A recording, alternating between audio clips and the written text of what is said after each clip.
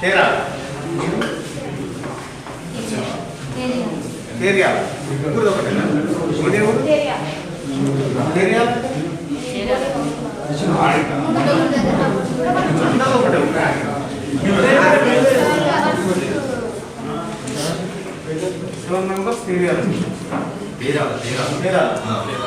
ఆత్మకూరు మండలం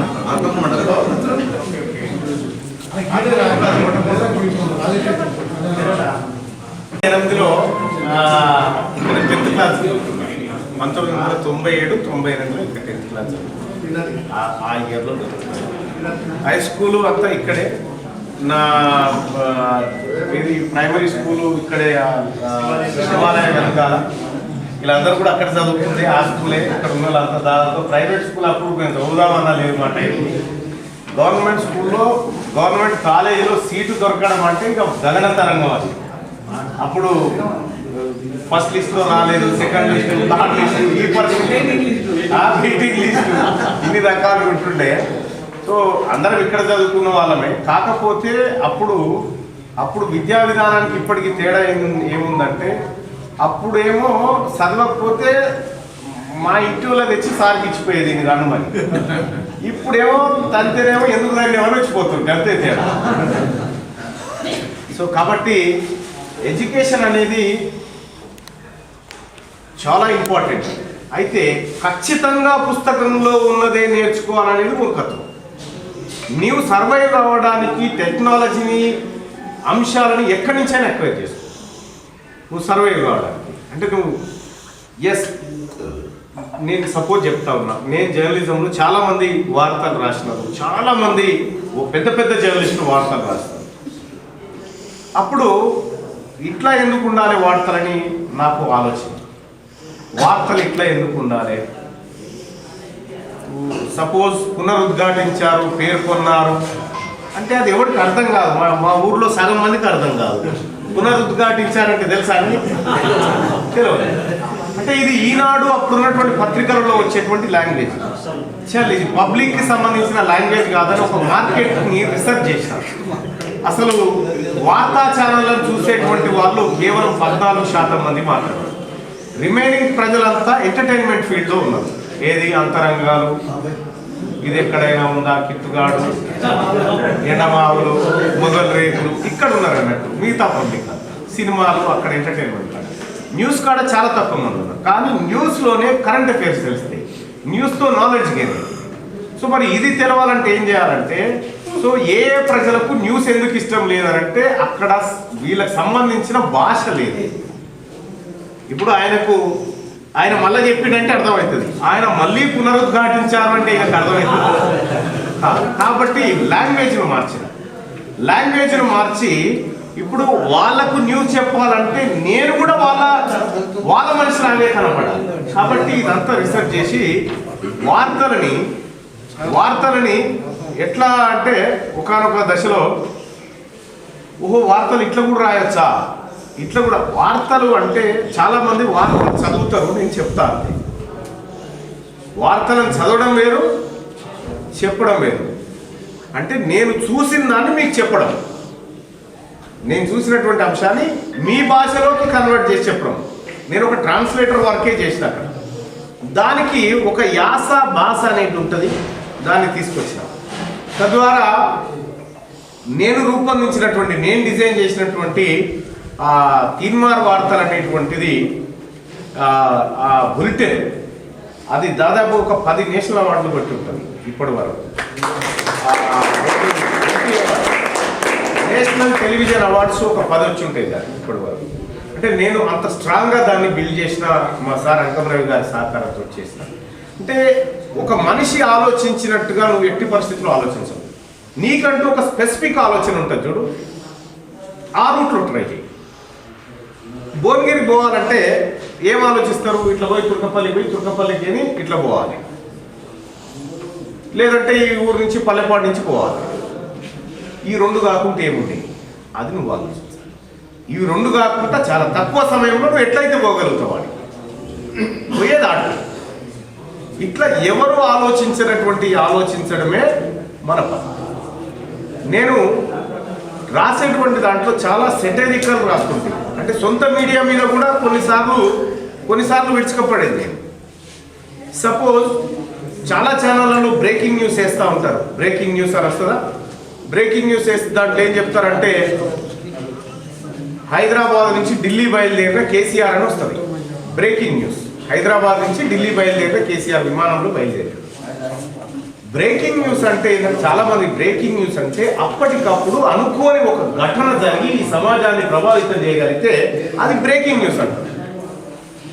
కేసీఆర్ గారు ఢిల్లీకి పోతారని 10 రోజుల ముందే ఖరారైంది కాబట్టి ఆయన పోవడానికి సాధారణ న్యూస్గా చూడాలి.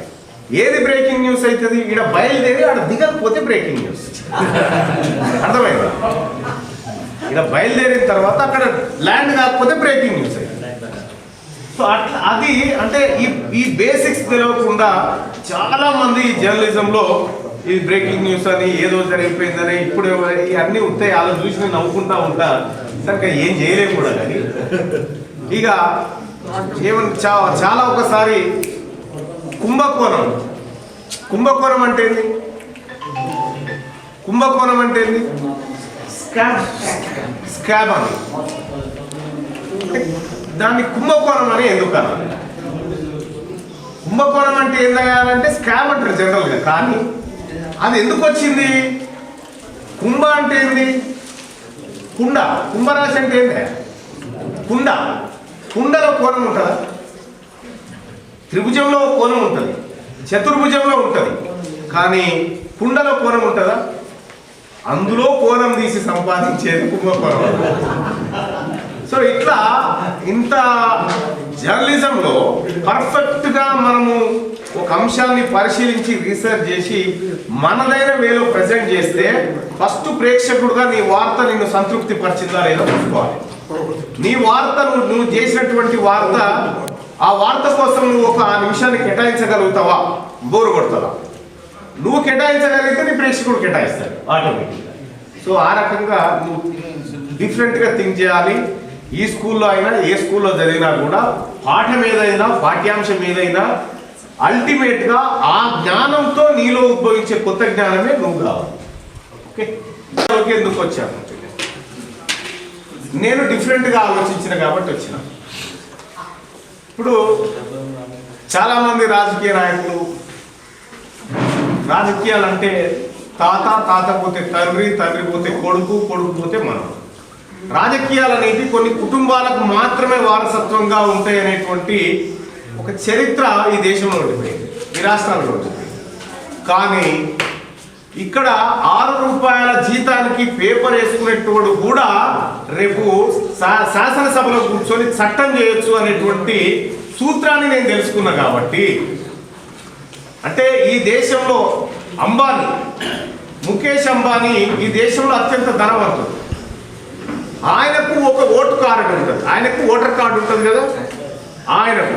ప్లస్ ఈ మాదాపురం గ్రామంలో మోరీ ఎత్తిపోస్తున్నటువంటి ఒక సాధారణ మనిషి కూడా ఓటు కార్డు ఉంటుంది. అంబానీకి ఉన్న ఓటు కార్డుకి ఎంత వాల్యూ, ఒకటేసారి ఓటేయగలుగుతాడు అంబానీ కూడా. ఈయన కూడా ఒకటేసారి. ఈ ఓటుకి ఎంత విలువ ఉందో ఆ ఓటుకి అంత విలువ ఉంది. అంటే ఈ దేశంలో భారత రాజ్యాంగము అందరికీ సమాన అవకాశాలు, సమాన హక్కులు ఇచ్చింది. కానీ ప్రజలే ఇది నాది కాదనుకుంటున్నారు కాబట్టి పోలేకపోయారు. ఎస్, ఈ పాలిటిక్స్ నావే అనుకున్నా కాబట్టి నేను పోగలిగాను. అంటే ఒక సాధారణ జర్నలిస్టు రాజకీయాల్లోకి ఎలా పోగలుగుతాడు, ఎట్లా నిలదొక్కోగలుగుతాడు అనేటువంటిది ఒకటి జరుగుతుంది. నా పరిధి ఎక్కడంటే, నేను MLC member of legislative council ఎక్కడంటే గ్రాడ్యుయేట్ కాన్స్టిట్యున్సీ అది. అంటే మేధావి వర్గం అంతా ఓట్లేస్తే గెలిచేటువంటి స్థానం. ఇప్పుడు నా పరిధి ఎక్కడి వరకు అంటే ఇక్కడ ఈ నాగాయపల్లి నుంచి భద్రాచలం వరకు, ఏటూరు నాగారం నుంచి నాగార్జున సాగర్ వరకు నా కాన్స్టిట్యున్సీ అది. సో ఇంత పెద్ద కాన్స్టిట్యున్సీకి నేను గ్రాడ్యుయేట్ ఎమ్మెల్సీ ఎన్నికల్లో విజయం సాధించడానికి నేను ప్రజలకు ఇచ్చినటువంటి హామీలన్నీ కారణం.